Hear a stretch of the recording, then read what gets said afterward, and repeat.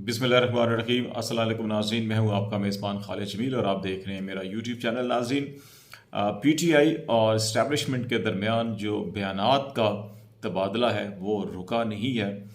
आज prime minister Shahbaz शरीफ की सदारत में कौमी सलामती कमेटी का इजलास हुआ और उसका एलामिया जारी किया गया और एक बार फिर 9 मई के वाक़यात पे उसी किस्म का एक बयान जारी किया गया, ऐलान जारी किया गया जो इससे पहले ISPR ने जारी किया था। दोनों सतहों के ऊपर एक चीज़ के ऊपर इत्तेफाक पाया जा रहा है, बल्कि 3 सतहों के ऊपर, अदलिया में, फ़ौज में, कौमी सलामती कमेटी में और पाकिस्तान तहरीक इंसाफ के एलामिया में। पाकिस्तान तहरीक इंसाफ की जानिब से भी आज सुबह एक बड़ा तफसीली एलामिया जारी किया गया जो कोर कमांडर कॉन्फ्रेंस के एलामिया के जवाब में था और इसमें 2-3 बड़ी अहम बातें की गई हैं। इसके साथ साथ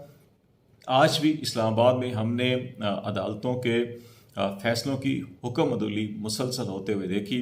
फवाद चौधरी ज़मानत पे रिहा हुए लेकिन उनके खिलाफ दोबारा कार्रवाई हुई। शीरी मज़ारी रिहा हुई लेकिन दोबारा अरेस्ट हो गई। इसी तरह जो तोशा खाना केस की समाअत कर रहे थे जस्टिस ज़फ़र इकबाल, उनकी अहलिया की अपनी किसी फ्रेंड के साथ एक टेलीफोन कॉल है तो बड़ी मुख्तसर सी 20-30 सेकंड की, वो लीक की गई आज। ये सारे के सारे मामला जो हैं कि इस वक्त 2-3 सवाल पैदा होते हैं कि असल मसला क्या ये सियासी लड़ाई है या कोई इंतखाबात का मसला है या फिर इस वक्त सारी की सारी एक और लड़ाई का महवर और मरकज़ हो सकता है जिस पे भी लोगों की नज़र नहीं जा रही, और वो है सुप्रीम कोर्ट ऑफ पाकिस्तान के अंदर जजों की तकर्री और अदलिया का फ्यूचर जो है उसकी सिमत तयन होने के हवाले से ही बहुत सी बातें की जा रही हैं। तो ये जो मामलात हैं इनके ऊपर आज हम थोड़ी सी गुफ्तगू करने की कोशिश करेंगे कि असल मामलात हैं क्या। एक तो ये कौमी सलामती का एलामिया, जैसे हमने कहा कि ज़ीरो टॉलरेंस कहा गया, इसके अंदर 9 मई को योम स्याह मनाया जाएगा। आइंदा तमाम ये फैसला किया हुकूमत ने, तमाम जो मुल्ज़मान हैं उनको इंसाफ के कटहरे में लाया जाएगा। Army act, official secret act की जो फैसला किया कोर कमांडर ने उसकी तायद की गई और सोशल मीडिया के खिलाफ कार्रवाई की जाएगी और सियासी इख्तलाफात को मुज़ाकरात के ज़रिए हल किया जाए। ये वो पंच लाइन है जो एलामिया की सबसे आखिरी लाइन थी कि कौमी सलामती कमेटी जिसमें सियासी और अस्करी क़यादत मौजूद थी, तीनों मुसल्लह अफवाज के सरबराह, intelligence chief, chairman joint chief of staff committee के सियासी इख्तलाफात को मुज़ाकरात के ज़रिए हल किया जाए। ये एक फ़ैसला हुआ। PTI के बयान में जो ISPR का कोर कमांडर कॉन्फ्रेंस का बयान था उसको इंतहाई अहम करार दिया गया और उसमें ख़ास तौर के ऊपर जो ये कहा गया था कि सोची समझी साजिश के तहत जो है ये मंसूबे के तहत ये सारी कार्रवाइयाँ हुई 9 मई की। तो PTI का कहना है कि हम इसको हम भी इंडोर्स करते हैं कि ये सोची समझी साजिश और मंसूबे के तहत ऐसा हुआ। और ये क्यों हुआ, अब थोड़ा सा फ़र्क है। जो हुकूमती मौक़िफ़ है वो ये है कि जी कि ये पाकिस्तान तहरीक इंसाफ और उनके सरबराह और उनकी मरकज़ी क़यादत ने ये मंसूबा और साजिश तैयार की। और PTI का मौक़िफ़ है कि 9 मई को जब रेंजर्स ने इस्लामाबाद हाई कोर्ट के अंदर घुस के तोड़ फोड़ की और इमरान खान की हम तो कहते हैं कि गैर कानूनी गिरफ्तारी की, जिसको सुप्रीम कोर्ट और इस्लामाबाद हाई कोर्ट भी गैर कानूनी कहती है, लेकिन PTI के बयान के अंदर ये कहा गया कि इमरान खान को अगवा किया गया, तो उसके ऊपर एक पुरअमन एहतजाज फितरी अमल था। लेकिन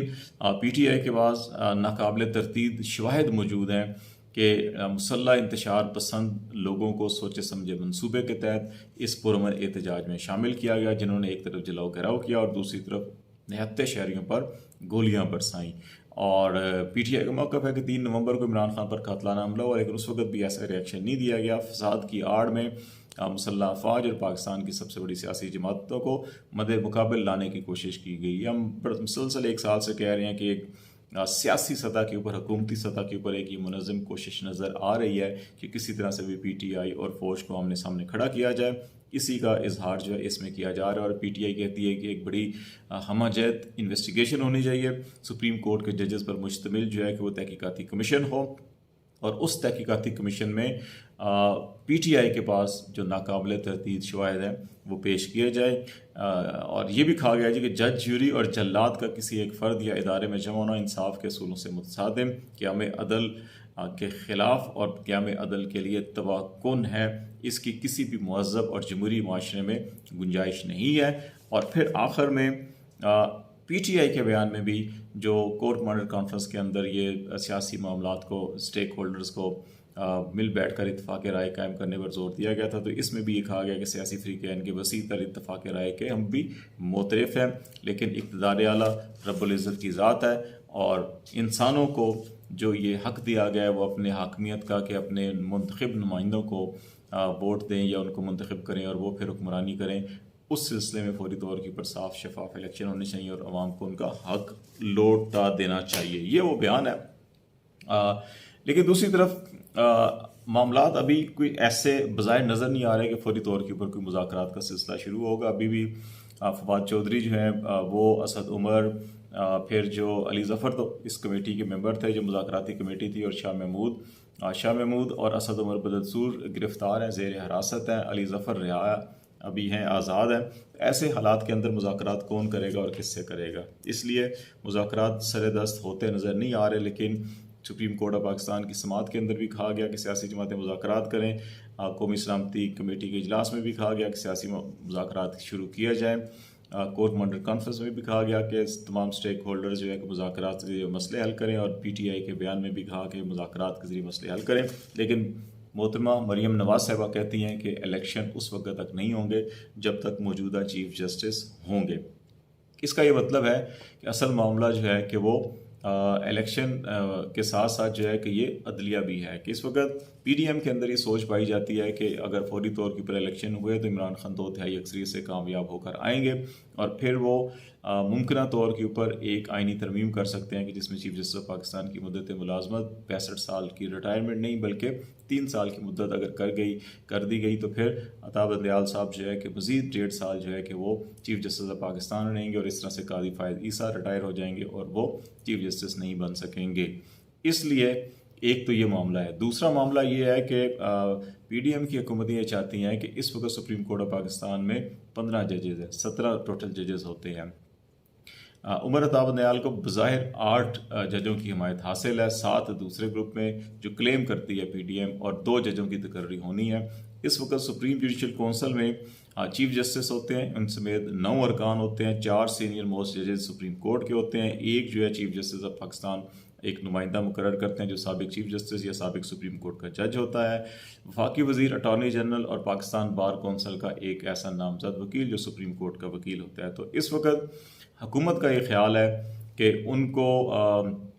इस वक्त जो है वो 5-4 की अक्सरियत हासिल है सुप्रीम जुडिशल कौंसिल में, और वो अपनी मर्ज़ी के 2 जज अगर मुकर्रर करवा लेते हैं तो इस तरह 17 जजों में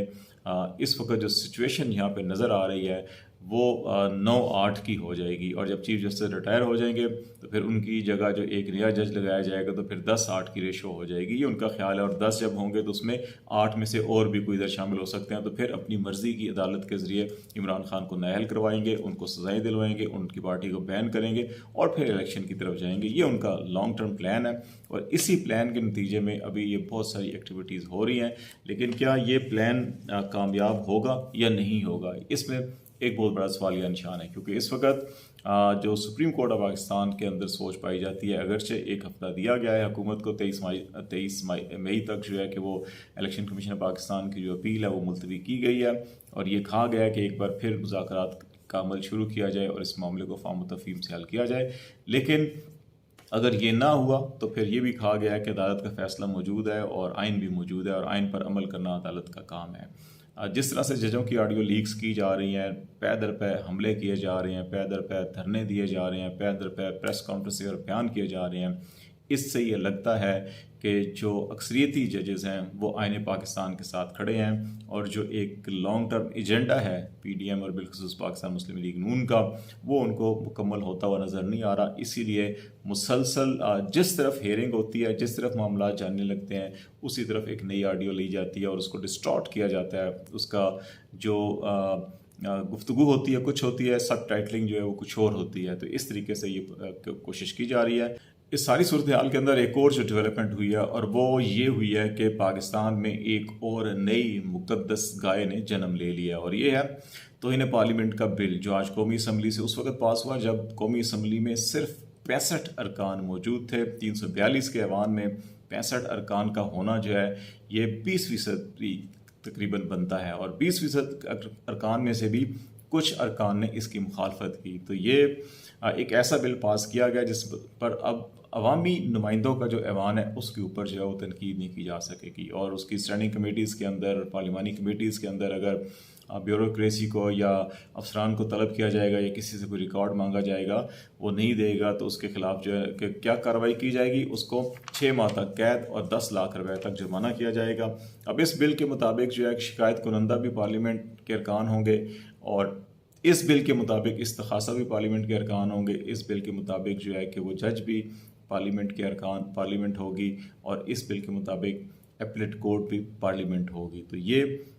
एक अजीबो-गरीब सा कानून है, और इसके अंदर जो अभी अपरेंटली अगेन हमने जो सारी गुफ्तगू की, ये टारगेट जो है वो सुप्रीम कोर्ट नज़र आती है। तो इसमें भी अभी रजिस्ट्रार सुप्रीम कोर्ट को मुसलसल नोटिस किए जा रहे हैं, और उनको कहा जा रहा है कि अपने हिसाबात पेश किए जाएँ सुप्रीम कोर्ट के।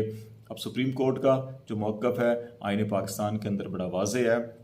इस सिलसिले में एक फुल कोर्ट बेंच का फैसला भी है कि जो कंसोलिडेटेड फंड से चार्ज जो एक्सपेंडिचर होते हैं वो ऑडिटर जनरल पाकिस्तान की जो है डोमेन में नहीं आते, लेकिन इसके बावजूद जो पब्लिक अकाउंट्स कमेटी है वो बज़िद है कि रजिस्ट्रार सुप्रीम कोर्ट जो है कि वो इस कमेटी के सामने पेश हों और वो हिसाबात पेश किए जाएं। लेकिन ये एक लॉन्ग टर्म जो प्लानिंग की जा रही है कि अदलिया को किस तरह से